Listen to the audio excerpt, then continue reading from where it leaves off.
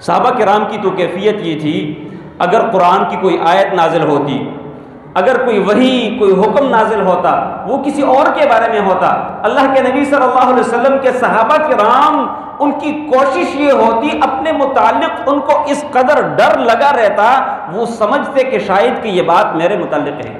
بڑا معروف واقعہ ہے، ایک مرتبہ ابو بکر اور عمر رضی اللہ تعالیٰ عنہما کے درمیان تھوڑا سا اختلاف ہوا۔ انسان تھے، بہت عظیم ہیں، بہت اونچی شان والے ہیں، لیکن تھے انسان۔ اللہ کے نبی صلی اللہ علیہ وسلم کے پاس جب مختلف لوگ آتے، وفود آتے، اللہ کے نبی ان کو واپس بھیجتے وقت ان کا ایک امیر مقرر کرتے کہ واپس جا کر آپ نے اس امیر کی اطاعت کرنی اور اس امیر کے ماتحت زندگی گزارنی ہوگی۔ یہ اسلام کا مزاج ہے، ولو کہ 2-3 گھنٹے کا سفر کیوں نہ ہو، میرے نبی صلی اللہ علیہ وسلم نے فرمایا کہ پھر بھی ایک شخص کو امیر بنانا ہوگا، تاکہ 2-3 گھنٹے کا سفر، 4 گھنٹے کا سفر بغیر امیر کے کسی کا نہ گزرے۔ یہ اسلام کا مزاج ہے، یہ اسلام کی دعوت ہے، جہاں کہیں بھی ہو امیر کے ماتحت رہنا ہے۔ اللہ کے نبی صلی اللہ علیہ وسلم نے جب وفد کو واپس بھیجنے لگے تو مشورہ طلب کیا بھائیوں سے کہ ان میں سے امیر کس کو بنائیں۔ ابو بکر رضی اللہ عنہ نے ایک بندے کا نام لیا کہ آپ ان کو امیر بنائیں۔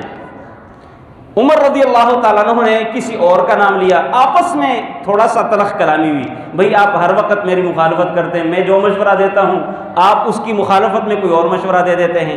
بہرحال ان کی باتیں تھوڑی زیادہ ہو گئیں۔ قرآن کی ایک آیت نازل ہوئی، اللہ تعالیٰ نے فرمایا کہ لا ترفعوا اصواتکم فوق صوت النبی، سورۃ الحجرات۔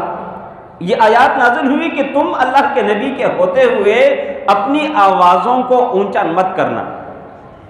اللہ کے نبی صلی اللہ علیہ وسلم کے ایک صحابی تھے جن کا نام تھا ثابت بن قیس بن شماس رضی اللہ تعالی عنہ۔ ان کی آواز تھوڑی سی فطرتاً اونچی تھی اور ان کو خطیب النبی کہا جاتا ہے، یعنی اللہ کے نبی صلی اللہ علیہ وسلم کے پاس جب لوگ آتے، مہمان آتے، اللہ کے نبی بیٹھ کر ان کو بتا رہے ہوتے کہ ان لوگوں تک میری یہ آواز، یہ بات پہنچا دینا۔ وہ کھڑے ہو جاتے، آواز تم کی زیادہ تھی، لاؤڈ سپیکر تھے، لہٰذا اونچی آواز میں بول کر لوگوں تک اللہ کے نبی کی آواز اور بات سب پہنچاتے تھے۔ یہاں پر ثابت بن قیس بن شماس نے جب یہ آیت سنی، اس کو پتہ چلا کہ یوں قرآن میں ایک آیت نازل ہوئی جس میں اللہ تعالیٰ نے منع فرمایا ہے کہ اللہ کے نبی کی آواز سے اپنی آوازوں کو بلند نہیں کرنا۔ یہ تو میرے بارے میں ہی ہے، کیونکہ اللہ کے نبی موجود ہوتے ہیں، میں کھڑا ہو کر اپنی اونچی آواز کے ساتھ بول رہا ہوتا ہوں، اگرچہ اللہ کے نبی ہی ان کو کھڑا کرتے۔ اور اسی آیت کے آخر میں ہے ان تحبط اعمالکم وانتم لا تشعرون، کہیں ایسا نہ ہو کہ تمہارے اعمال برباد ہو جائیں اس عمل کی وجہ سے، یعنی اللہ کے نبی کی موجودگی میں اونچی آواز کے ساتھ بولنے کی وجہ سے کہیں ایسا نہ ہو تمہارے اعمال برباد ہو جائے۔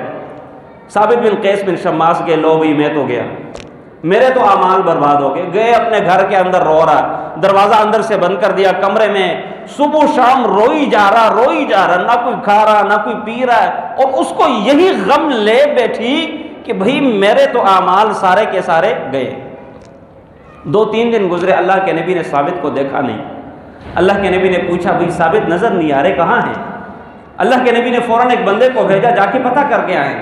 جب گھر گئے وہاں سے پتہ چلا کہ آج 3را-4تھا دن ہے اس نے اپنے آپ کو گھر کے اندر بند کیا ہوا ہے، کمرے کے اندر، نہ کوئی چیز کھا رہے نہ کوئی چیز پی رہے، اور وہ تو یہی سمجھ رہے ہیں کہ یہ آیت میرے متعلق ہی نازل ہوئی ہے اور میرے تو اعمال سارے کے سارے برباد ہو چکے ہیں، کیونکہ میں ہی اللہ کے نبی کے ہوتے ہوئے ان کی موجودگی میں اونچی آواز کے ساتھ بول رہا ہوتا ہوں۔ اللہ کے نبی صلی اللہ علیہ وسلم کے پاس اس صحابی رسول نے واپس آ کر ان کو بتایا۔ سبحان اللہ، اللہ کے نبی نے کہا جا ان کو پیغام میری طرف سے دینا کہ ثابت تو جنتی ہے۔ اور انس رضی اللہ تعالیٰ عنہ کہتے ہیں کہ میں جب بھی ثابت کو دیکھتا مجھے اللہ کے نبی کی یہ بات یاد آتی کہ یہ ہم میں سے چلتے پھرتے دنیا میں رہتے ہوئے جنتی انسان ہیں۔ کیا تھا بنیادی بات؟ کیا ہے بنیادی بات؟ یہ تھی آیت اگرچہ ان کے بارے میں نہیں، لیکن ایک زمرے سے یا ایک اینگل سے اگر دیکھا جائے تو وہ اپنے متعلق سمجھ رہے تھے۔ غلطی تھی ان کی، وہ سمجھ رہے تھے کہ شاید یہ آیت میرے متعلق ہے۔ اب جب صحابہ کرام کی یہ کیفیت ہے، ہمارے لیے مشعل راہ، ہمارے لیے یہی لوگ اسوہ اور قدوہ ہیں۔ ہم نے انہی کو دیکھنا ہے، انہی کو فالو کرنا ہے، اور انہی کے نقش قدم پر چل کے ہی کامیاب زندگی گزار سکیں گے۔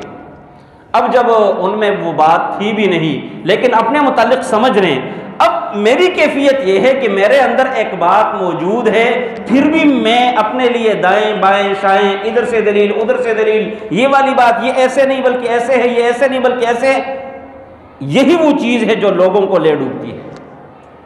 لہٰذا ندامت کو اپنائیے گا، اپنی غلطی کا احساس اپنائیے گا، یہ صفت اپنے اندر ڈالیے گا۔ آخری واقعہ بیان کیے دیتا ہوں، صحیح بخاری میں امام بخاری علیہ الرحمہ نے نقل